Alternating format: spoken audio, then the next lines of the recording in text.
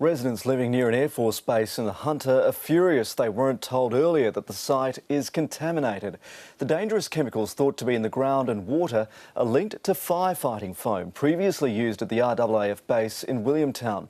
Locals were warned not to drink bore water or eat locally sourced food only this month, even though environmental authorities have known about the toxic leaks for at least 2 years. Jackson Vernon has the story. Kim Leanne King tends to her prized horses on her Williamtown property.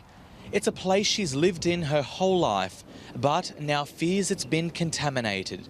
We've been abandoned. We are just collateral damage.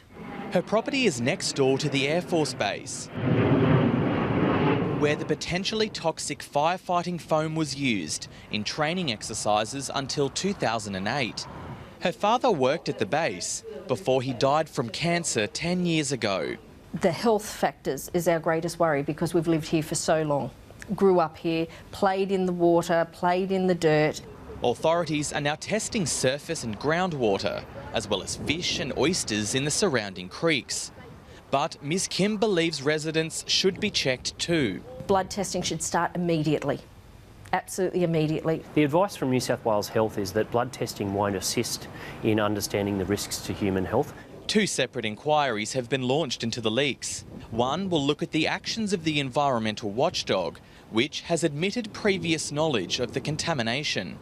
In 2013, the contamination was confined to surface water and sediments, and the risks to human health at that point were relatively low.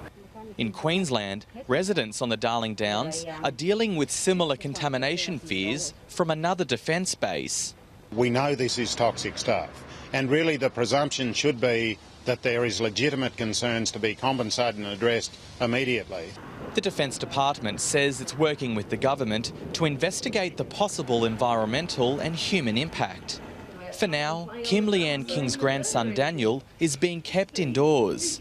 The family wonders if it will ever be safe for him to play in the backyard. Jackson Vernon, ABC News, Williamtown.